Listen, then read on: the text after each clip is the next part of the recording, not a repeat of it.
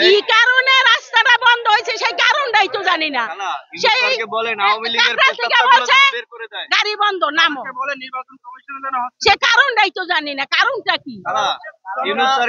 যার যার ইচ্ছা মতো মন চাইলো রাস্তা বন্ধ করে দাঁড়ায় গেল, আমরা কি? কেন জনগণ হিসেবে সাধারণ অধিকার নাই আমাদের? বুঝেন নাই, আদালত থেকে জনগণ হিসাবে সাধারণ অধিকার চাচ্ছি। জনগণ যতটুকু অধিকার আছে আমাদের সেই মতটুকু অধিকার আছে। আমাদের আদালত থেকে একটা রায় দিয়েছে, সেই রায় কেন উপদেষ্টারা মানবে না?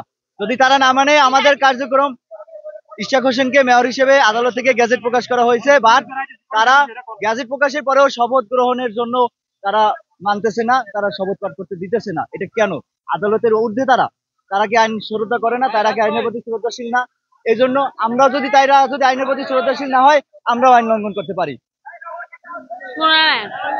শুনো শুনো, এই আদালত যে যখন ক্ষমতায় আসে তার কথাই আদালত উদ্ঘোষ করে। আদালত কি?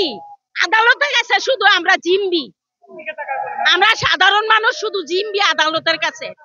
যে যখন ক্ষমতায় আসে তার কথায় আদালত উঠিয়ার বসে, তারই লোক আদালতে বিচারপতি হয়, জজ হয়, উমুক হয় তুমুক হয়, তারাই। আমরা কে? আমার প্রশ্ন, এই দেশের 18 কোটি মানুষ আমরা কে? আমরা শুধু কষ্টই করে যাব আজীবন। আমাদের কি এই কষ্টের কোনো অবসান হবে না? কেন?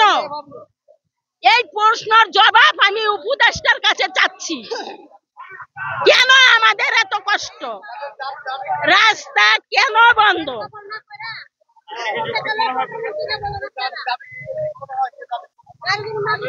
শুনে, দাবি জটিল কি না জটিল জানি না, নির্বাচন হওয়ার আগ পর্যন্ত একতরফা ভাবে কোনটাই দাবি কার্যকারী না হওয়া উচিত আমার মতে।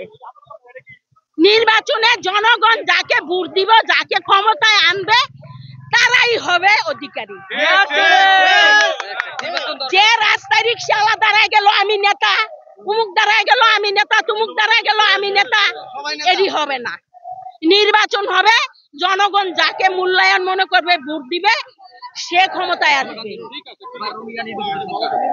এটাই আমার শেষ কথা। এবারের অঙ্গীকার নির্বাচিত সরকার, নির্বাচিত সরকার, এবারের অঙ্গীকার, এবারের অঙ্গীকার, নির্বাচিত সরকার, নির্বাচিত সরকার। আমি কোথায় থাকি? আমি সদরঘাট যাবো, কাকরাইল থেকে হাইটে এই পর্যন্ত আসছি। কাকরাইল থেকে আমাদেরকে গাড়িতে নামাই দিচ্ছে, এই পর্যন্ত আসছি, সদরঘাট যাবো। রিক্সা নাই, গাড়ি নাই, কিভাবে যাবো? এতটা মানুষের হাঁটা সম্ভব? এই খালা তীব্র রোদের ভিতরে, গরমের ভিতরে কি করা সম্ভব? মানুষ কষ্টে দেওয়া ভোগান্তি করা।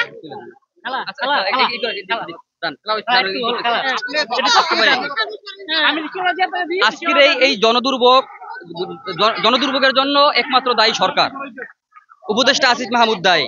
আপনারা জানেন, চট্টগ্রামের যে মেয়র, চট্টগ্রামের ডক্টর শাহাদাত হোসেনকে যে প্রক্রিয়ায়, যে নিয়মে মেয়র শপথ করিয়ে দায়িত্ব দেওয়া হয়েছে, সেই একই সিস্টেমে ইঞ্জিনিয়ার ইশরাক হোসেন নগর ভবনে গিয়ে দায়িত্ব পালন করতে পারে, একই নিয়মে। কেন নগর ভবনে ইঞ্জিনিয়ার ইশরাক হোসেনকে মেয়র হিসাবে শপথ গ্রহণ করাচ্ছে না? এই দ্বিচারিতা কেন? এই দ্বিচারিতা হলো ক্ষমতার চেয়ারে যে বসছে, এখন ওখান থেকে আর নড়তে চাইছে না।